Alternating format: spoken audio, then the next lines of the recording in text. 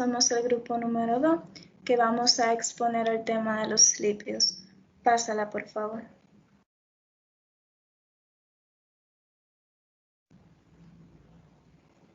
Mi nombre es Roselita Empeña y yo le voy a comenzar a hablar acerca de lo que es la definición y la clasificación de los lípidos. Pásala, por favor. Los lípidos son un grupo heterogéneo de sustancias orgánicas, las cuales no se constituyen en la categoría de nutrientes homogéneos porque desde el punto de vista funcional se van a comportar de manera diferente. Estos van a ser de elevado peso molecular que se encuentran también en los organismos vivos. Están formados por carbono, hidrógeno y oxígeno, aunque en proporciones distintas a como están en los azúcares. Los mismos se van a distinguir de otros tipos de compuestos orgánicos porque no son solubles en agua, sino en otros disolventes orgánicos como los alcoholes, el éter, el benceno, cloroformo y acetona, por ejemplo. Entre los lípidos más importantes se hallan los fosfolípidos, que son el componente mayoritario de la membrana celular, que van a limitar el paso de agua y compuestos hidrosolubles a través de la misma, permitiendo a la célula mantener un reparto igual de sustancias entre el exterior y el interior. Tenemos las grasas y los aceites, las ceras, los esteroides y también los glicolípidos. Las grasas y los aceites a su vez están constituidos esencialmente por una mezcla de triglicéridos, que son glicerol más ácidos grasos unidos por cada OH. Junto a los carbohidratos y las proteínas, los lípidos constituyen fuentes de energía para llevar a cabo procesos vitales en nuestro organismo, además de ser sustancia de transporte de algunas vitaminas, por ejemplo, y desarrollan la labor principal de ser los aislantes térmicos y eléctricos en nuestro cuerpo. Es una función transportadora y de absorción lo hacen con las vitaminas liposolubles, vitamina A, D, E y K, y de otras sustancias dentro de nuestro organismo y hacia el exterior del mismo. Constituyen una fuente de nutriente vital, pues entre ellos están los denominados ácidos grasos esenciales, que también promueven el equilibrio bioquímico. Pásala, por favor. Tenemos la clasificación de los lípidos. Estos tienen diversas clasificaciones. Unos los clasifican en simples y complejos y otros en saponificables o insaponificables, pero todos son saturados o insaturados. Las grasas saturadas son aquellas en las que todos los enlaces de los átomos de carbono son simples. Esas son las grasas perjudiciales y se encuentran en alimentos como carne roja, mantequilla, queso, cremas agrias y frutas como la palma y el coco. Un exceso de grasas saturadas da lugar a un acúmulo y depósito de las mismas en las células, órganos y en los vasos sanguíneos. Y pueden producir alteraciones en la salud. Entre ellas tenemos obesidad, alteraciones cardíacas y el cáncer de pecho y de colon. Y tenemos las grasas insaturadas, que son las que en su estructura poseen un enlace múltiple o más, siendo entonces monoinsaturadas o poliinsaturadas respectivamente. También tenemos que, como se sabe, las grasas están formadas por combinaciones de moléculas que son los ácidos grasos y estos comprenden un grupo variado y los mismos se van a clasificar en función de la capacidad de sintetizarlos endógenamente. Y también tenemos los más comúnmente que son las grasas palmíticas, heterácticos y loicos, aunque también se encuentran en forma no esterificadas, llamándose ácidos grasos libres. Hasta aquí mi exposición y lo dejo con mi compañera.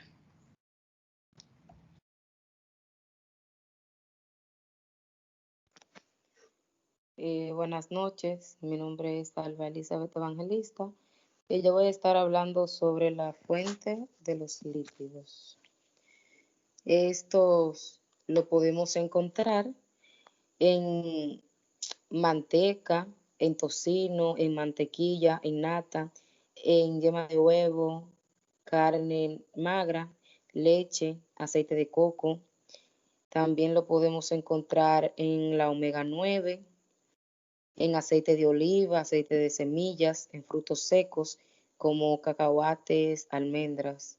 También lo podemos encontrar en el aguacate, en pescados y aceite de pescado, en algas, alimentos como son lácteos enriquecidos en omega 3, en ácido araquidónico y en grasa animal. También se encuentra en lo que son aceites vegetales que contengan omega 6, aceite de maíz, girasol, soja y semilla de uva. También lo podemos encontrar en carnes y lo que son en huevos. También en seso de terneras, en riñón de cerdo y en hígado de carne de cerdo. Hasta aquí mi parte y lo dejo con la compañera que continúe.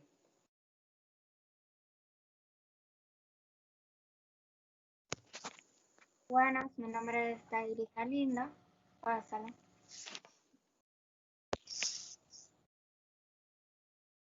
Y les estaré hablando acerca de la saponificación. Como se dijo anteriormente, los líquidos pueden ser saponificables e insaponificables, lo que los hace aprovechables para la industria. Popularmente se conoce la saponificación como la reacción química para la producción de jabones, pues es para lo que hoy se utiliza y por ser además además la única universal de obtención de estos valiosos productos, aunque hasta hace pocos años fue también la única para obtener glicerina, que era para lo que más se realizaba, obteniéndose los jabones como subproductos de ella. Químicamente, la reacción ocurre por disociación de grasas, tanto animales como vegetales, en un medio alcalino, separándose la glicerina y los ácidos grasos que conforman los triglicéridos que hay en ellas. Al mismo tiempo que los ácidos grasos se asocian al álcali que se utiliza para formar sales de esos ácidos grasos que constituyen el jabón. La saponificación es una reacción exotérmica que se puede realizar tanto de manera industrial como doméstica por su facilidad de desarrollo. Los jabones en base al álcali que se clasifican en jabones duros cuando se utiliza hidróxido de sodio y jabones blandos, los producidos con hidróxido de potasio. La función de los jabones es limpiar, acción que realiza gracias a su capacidad de suspender en agua sustancia que normalmente no se disuelve en ella sola. Es decir, realiza la acción de limpieza emulsificando a lo que es lo mismo, disolviendo el sucio, mugre, grasas, polvos, que igual que ellos son sustancias orgánicas de su misma naturaleza, lo que propicia su capacidad. Hasta aquí mi parte, lo dejo con mi compañero.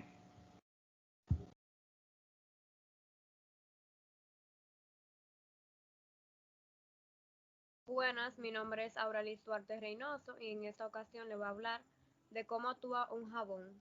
Pásala, por favor.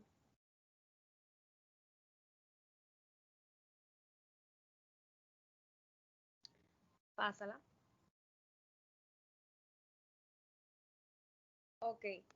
Los jabones son sales de ácidos grasos y en una molécula de grasa van a haber 3 ácidos grasos y por cada molécula de grasa se van a formar 3 jabones. Es decir, imaginemos que una sola molécula de jabón no tiene capacidad para limpiar por sí sola, por lo que se vale de 2 mecanismos para hacerlo. Primero se reúne muchas otras moléculas más, construyendo lo que es una molécula mayor llamada micela.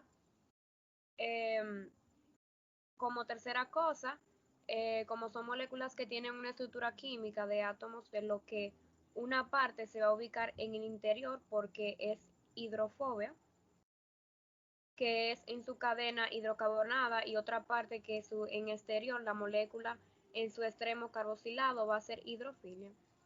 Cuando se forma la micela, las moléculas se van a ir manteniendo, van a mantener las partes en su misma ubicación. Como cuarta cosa es que el jabón se utiliza mezclando con agua, formando lo que es una solución de jabón. Entonces, el segundo mecanismo de acción que va a actuar es que cuando el agua, como hacer un disolvente, es decir, hay dos disolventes juntos, no es ella quien se le atribuye la acción de la limpieza, sino que el jabón, debido a la propiedad de la tensoactividad, es lo que lo va a caracterizar. Pásala, por favor. Entonces, la tensoactividad se define como el poder de una sustancia para reducir la tensión superficial de otra en la que se disuelve, ya sea agua o con el caso de los jabones u otra. Por otra parte, la tensión superficial es el fenómeno por el cual la superficie de un líquido, por sus fuerzas intermoleculares, las fuerzas entre un líquido y otras y la superficie sólida van a entrar en contacto entre ellos y tienden a comportarse como una delgada película elástica. Pásala. Los agentes tensoactivos son sustancias que van a influir por medio de la tensión superficial en la superficie de contacto entre dos fases. Por ejemplo, dos líquidos insolubles, uno en el otro. Los detergentes para la ropa, los lavaplatos, los productos para eliminar el polvo y los champús son ejemplos de agentes tensoactivos. Visto todo eso, se puede responder de la siguiente manera, y es que las mícelas suspendidas en el agua van a atrapar mediante su parte hidrofilia, van a atrapar al sucio contenido en lo que se quiere limpiar, pasándolo a su parte interna, que es la hidrofobia, que es donde se va a realizar la emulsificación mediante las reacciones químicas entre las cadenas. Pásala. Entonces, entre esas cadenas hidrocarbonadas, muchas otras moléculas más van a construyendo lo que es una, esas moléculas hidrocarbonadas con el sucio y la de los dos jabones ocurriendo, van a hacer una disolución del mismo. Ya van a estar reducidas a unidades más pequeñas y esas moléculas del sucio se van a asociar a las moléculas de agua en una solución jabonosa, facilitando lo que es la dispersión. Y completándose todo con el enjuague en la que el agua se va utilizándose, actúa solo como un vehículo para extraer el sucio ya disuelto. Todo ese proceso que ya ha hecho que el sucio se disuelto queda suspendido en el agua de la solución jabonosa, por lo que se quería limpiar, que estaba sucio, ahora sale limpio, mientras que el agua de la solución estaba limpia y va a quedar sucia. Entonces, además de limpiar, los jabones tienen aplicaciones médicas como se mezclan con sustancias químicas para afecciones de la piel, ya sean micóticas o parasitarias o bacterianas. Gracias. Hasta aquí mi parte. Continúa. Mi nombre es Emily Rosario y yo les voy a hablar sobre otro tipo de jabones. Continúa.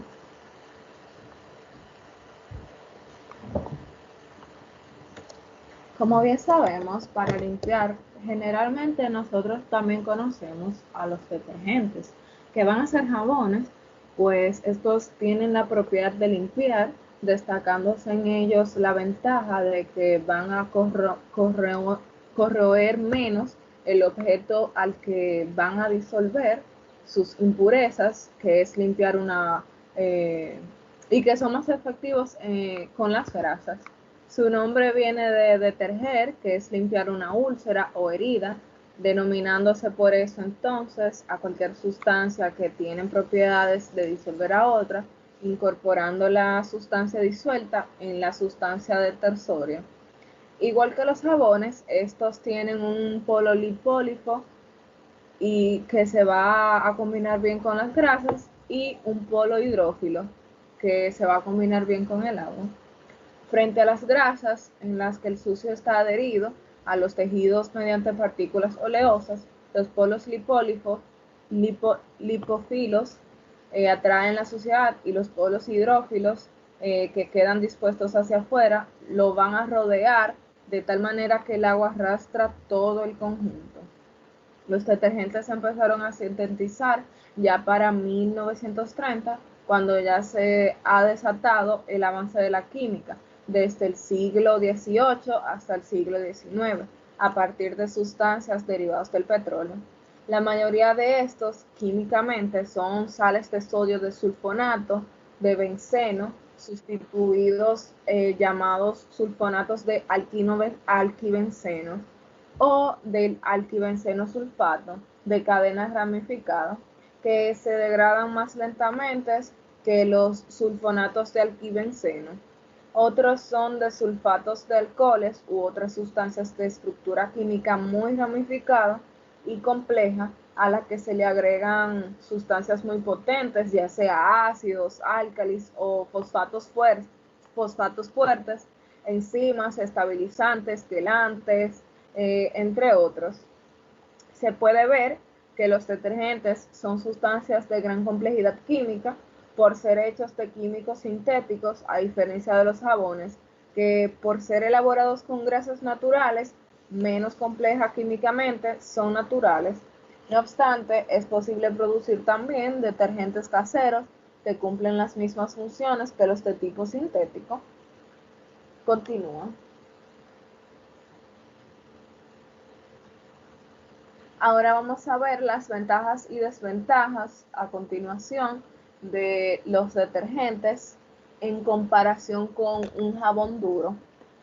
Dentro de las ventajas tenemos que estos hacen abundante espuma con el agua dura, son más útiles en el lavado y fregado porque estos emulsifican las grasas con mayor eficacia y conservan mejor las telas. Continúa. Con respecto a las desventajas, tenemos que son más agresivos a la piel y pueden ser dañinos para la salud porque estos pueden desencadenar alergias. No son biodegradables y contienen fosfatos, que son sustancias muy dañinas y altamente contaminan. Hasta aquí ha sido nuestra exposición. Espero que haya sido de provecho y buenas noches.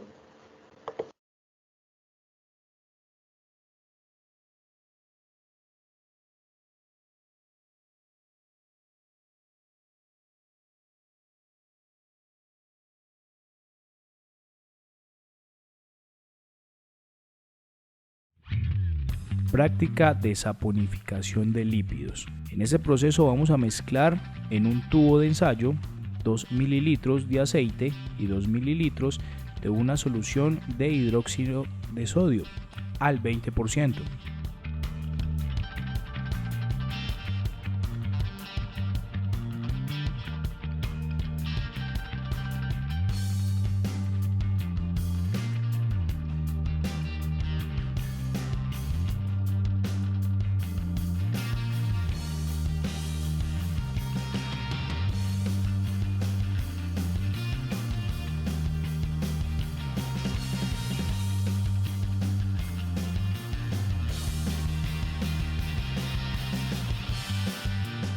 Adicionamos los 2 mililitros de hidróxido de sodio sin tocar la boquilla del tubo.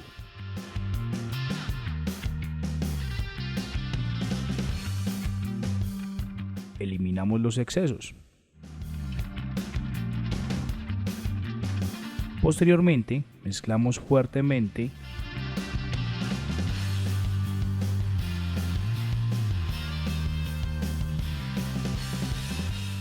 y ahora debe llevarse a incubación a 70 grados Celsius durante 30 minutos. Esperamos el tiempo y analizamos los resultados.